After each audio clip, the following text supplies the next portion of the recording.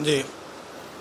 देखिए, सनातन धर्म के लिए पूरी दुनिया में यदि किसी को छाया मिल सकती है और उसके सानिध्य में आकर के लोग सुख, शांति और समृद्धि प्राप्त कर सकते हैं, उस धर्म को हम सनातन धर्म कहते हैं। और हम तो हमेशा ही पूरे विश्व को परिवार मानते हैं, सबके स्वास्थ्य की कामना करते हैं, लोगों के मंगल की कामना करते हैं, और यही सनातन है। और इसी सनातन के बलबूते पर भारत को विश्व गुरु कहा जाता है और आने वाले समय में विश्व गुरु निश्चित रूप से बनेगा भी। तीसरी बार मोदी जी की सरकार बन रही है, इससे आप महात्माओं ने क्या क्या उम्मीदें रखी हैं, क्या क्या उनसे डिमांड है? देखिए, संतों की बस एक ही उम्मीद होती है कि सबको सुविधाएं मिलें, कोई दुखी ना हो, कोई दरिद्र ना हो, कोई दीन ना हो, दवाई के लिए किसी के प्राण न जाएं, लोगों को सुविधा मिल सके। और जो डेवलपमेंट है, जब समाज आगे बढ़ेगा, समाज की व्यवस्था अच्छी होगी, तो साधु महात्मा और संत भी प्रसन्न होंगे उस व्यवस्था से। हम लोगों की मांग यही है कि जिस प्रकार से सशक्त राष्ट्र, हिंदू राष्ट्र भारत बना है, उसी प्रकार से इसकी संस्कृति को अक्षुण्ण बनाने के लिए मोदी जी पूरी तत्परता के साथ कार्य करें, ऐसी हम लोगों की कामना है।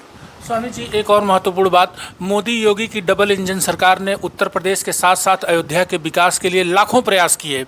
अयोध्या आगे भी बढ़ा, जो अयोध्या उपेक्षा का शिकार था आज वो चमक रहा है। इसके बाद भी अयोध्या में बीजेपी को लल्लू सिंह के नेतृत्व में हार का सामना करना पड़ा। इसके पीछे मुख्य कारण आप क्या मानते हैं?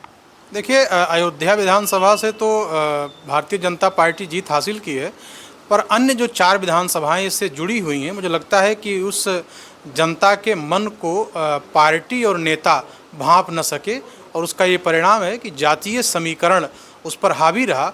और जातीय समीकरण इतना हावी हो गया कि अयोध्या विधानसभा से तो भारतीय जनता पार्टी के लल्लू सिंह जी ने जीत दर्ज किया, लेकिन 4 विधानसभाओं में उन्हें वोट न मिल पाया। इसके लिए जो पार्टी को मंथन करना होगा, यहाँ के जो लोकल लोग हैं उन नेताओं को मंथन करना होगा कि ऐसी क्या कमी रह गई कि जिस अयोध्या के बल पर पूरे राष्ट्र में भगवान श्री राम के साम्राज्य को स्थापित करके भारतीय जनता पार्टी बेस भगवान श्री राम के मंदिर को मानती है, वो अयोध्या के इस लोकसभा से कैसे हार गई। मुझे लगता है कि ये चिंतन का विषय है और पार्टी को इस पर चिंतन करना चाहिए।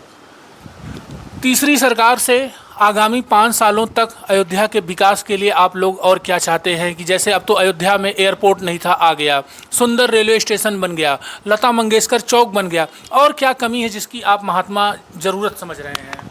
नहीं, कमियों की तो पूर्ति कर रहे हैं। योगी सरकार और मोदी सरकार अयोध्या के प्रति प्रतिबद्ध हैं, और मुझे लगता है कि जितनी हम लोगों की इच्छाएं हैं उससे कहीं ज़्यादा उन लोगों ने इस मानक के अनुरूप इस सिटी को डेवलपमेंट करने के लिए सारी योजनाएं बना रखी हैं। मुझे लगता है कि 5 वर्ष में जो इसकी दिव्यता और भव्यता है वो निखर करके आने वाली है, और अयोध्या का समुचित विकास हो रहा है। इस तीर्थ नगरी का विकास त्रेता युग की भांति हो, इस प्रकार से पेड़ों के की कमी इस समय हो रही है, तो मुझे लगता है कि रोड बने तो उसके किनारे किनारे वृक्षारोपण भी किया जाए, क्योंकि इस तापमान को बढ़ते हुए अगर किसी को बचाने की व्यवस्था हो सकती है तो वो वृक्ष हैं, तो दोनों तरफ वृक्ष लगाए जाएं, बंदरों के अभ्यारण्य की यहाँ पर व्यवस्था की जाए, और आने वाले श्रद्धालुओं को किसी प्रकार से असुविधा ना हो सके। और इन मूलभूत सुविधाओं की आवश्यकता इस अयोध्या को है, जो आने वाले 5 वर्षों में निश्चित रूप से मोदी सरकार पूर्ण करेगी। एक महत्वपूर्ण बात स्वामी जी हम आपसे और जानना चाहेंगे, अयोध्या जो लोकसभा क्षेत्र है, अब यहाँ पर पीडीए कह लीजिए या समाजवादी पार्टी के प्रत्याशी अवधेश प्रसाद जी जीत गए हैं, तो क्या लगता है आपको कि अयोध्या के विकास पर अब थोड़ा प्रभाव पड़ेगा, या अयोध्या के विकास में वो रोड़ा बनेंगे? ऐसी क्या? नहीं, कोई रोड़ा नहीं बन सकते। जब केंद्र में मोदी सरकार बैठे हैं और राज्य में योगी सरकार हैं, तो मुझे नहीं लगता है कि रोड़ा बनेंगे। रोड़ा बनना भी नहीं चाहिए, क्योंकि नेता का कार्य ही विकास करना होता है, वो किसी भी पार्टी का हो। यदि वो दवा की बात नहीं करेगा, वो सड़क की बात नहीं करेगा, परिवहन की बात नहीं करेगा, तो मुझे नहीं लगता है कि फिर वो नेता होने का उसको अधिकार है। विकास के लिए ही नेता का चुनाव किया जाता है, वो किसी भी पार्टी का हो, उसको अपने लोकसभा का विकास ही करना चाहिए। देखा आप लोगों ने, अभी हमारे साथ जगत गुरु रामदेव